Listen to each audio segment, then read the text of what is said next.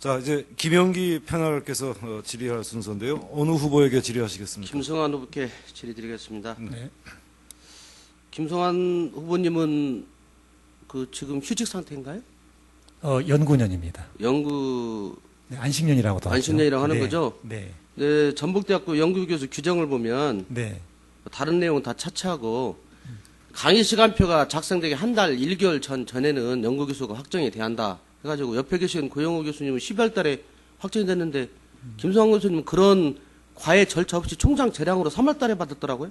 그럼 3월 달 이미 강의 시간표가 다 작성이 됐는데 법학자시고 세단이 헌법학자로서 법을 준수하는데 국립대 교수로서 이거 특권 아닙니까? 제가 지금 전북대 근무한 지 24년째거든요. 네. 24년째. 아, 이거에 대해서만 24는 뭐 중요한 거 아니에요. 이거에 대해서 네, 처음으로 오는 안식년인데요. 네. 안식년인데. 절차를 안 거쳤지 않습니까? 지금 제대로. 그건 이제 절차를 총장님한테 확인한 겁니다. 확인하고. 이게 총장 재량으로 그냥 3월 달에 해준 거 아니에요?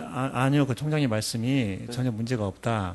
서 총장이요? 예, 그렇습니다. 그건 확실합니다. 이게 총장 재량을 해준 거지. 예를 들면 연구교수 아니, 규정대로 규정대로 그 전에 신청해가지고 학과장이 본부를 올려가고 이렇게 해서 하는 건 그런 절차는 안 거친 건 분명하죠. 아니죠. 학과장은 도장 없이는 안 되죠. 그러니까 도장을 찍었는데 3월 달에 찍었으니까 규정하고 틀리다. 이거 규정에는 강의 시간표 1개월 전에 모든 게 끝내야 한다고 하는데 3월 달에 이미 시간표 짜놓고 갑자기 한 거 아닙니까? 지금 학생들이 혼란을 받고 있고 어떻게 보면 이중잣대 아니라는 거죠. 일단 넘어가고요. 두 번째는 계속 논란이 되고 있는 표절과 이중계제 문제인데요. 네. 한국학술단체 총연합회 연구윤리 지침에 의하면 큰 의미의 표절은 두 가지가 있습니다. 말 그대로 표절, 그 다음에 중복계제 이런 내용이 있고요. 이 중복계제라는 건 적절한 출처 표시 없이 자신의 학술적 저작물의 일부라도 표시 없이 하면 중복계제고 이것도 큰 의미의 뭐 용어는 여러 가지 있어요. 부분표절, 자기표절, 중복계제 이렇게 쓰고 있는 것 같습니다. 이런 내용이 이제 학술단체 총연합회 연구윤리 규정인데 이것과 관련해가지고 정운창 총리가 총리 될 때요. 박기성 노동연구원장이 뭔 내용이 있었냐면 자기 글을 학술지하고 정기간의문에다 실었습니다. 그래서 야당이라든지 당시 진보적 학자들이 자기 표절이다. 큰 틈이에요. 표절이니까 총리 물러나라 이런 주장들을 강력하게 했어요. 물론 안 물러났죠. MBC고 버티기 작전으로 배째라 해가지고 지금도 총리는 하고 있는데 그 김성환 교수님도 보면 질문. 예, 이제 박사학위 논문 1987년 박사학위 논문을 뭐 잡지 같은 데다가 뭐 실을 수도 있지만 실제 학술지에 보면 상당히 많은 부분을 이중계제를 했고 출처를 밝히지 않은 상태 속에서 이루어진 게 많습니다.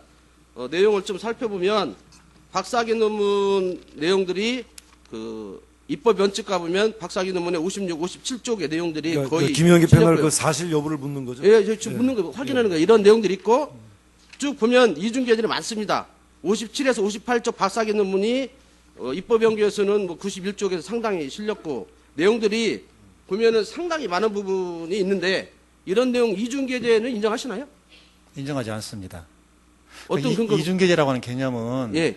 본질적으로 동일한 두 개의 예. 논문을 예. 각각 다른 별개의 학술지에 계제하는 걸 가리켜서 이중계제라고 근데 하죠. 예를 들면 박사학위 논문에 서독이 독일로 했으니까 독일로만 바꾸고 이런 내용들을 아니죠. 그 용어만 바뀐 게 아니죠. 그 용어만 바뀐 게 아니고. 예, 여기 보면 상당히 쉽게 말하면 공법상의 볼까요? 기본권의 인적 효력 범위를 보면 공법상의 범위는 총 117 중에서 94줄이 중복계제고 그것은 고시계 잡지입니다. 이건 고시계고 이건요? 이건 학술지가 아니지 않습니까? 학술지는 이쪽 내가 말한 아까 조금 전에 말한 학술지잖아요. 갑자기 고시계로 가시니까 그러는 거죠. 아니 학술지도 말하고 있지 않죠. 60에서 61쪽을 보면 박사학위 자, 논문을 잠깐만요. 지금 시간이 됐기 때문에 그러면 이렇게 김영기 패널이 지금 질문하는 거는 중복 계제에 대한 문제적이죠? 예. 예.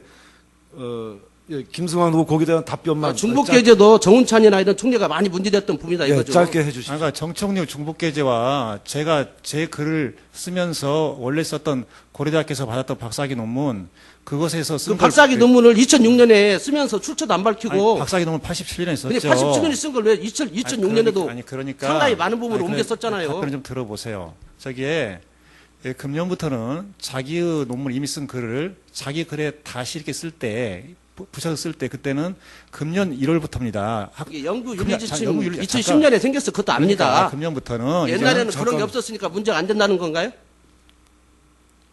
자, 요 문제, 그러니까 답변만 간단하게. 예. 네, 지금 패널 중에 두 분은 교수님도 계시는데 금년부터 이제 자기 것도 밝히라는 겁니다. 그런데 작년까지는 그런 것도 없었어요. 그만큼 윤리 기준이 자꾸 강화된다. 됐습니다. 이렇게 요거는 말씀드릴 수 이제 있겠죠. 예, 나중에 그 뭐 더 확인하기로 하고 일단 시간 관계에서 여기까지 하고요.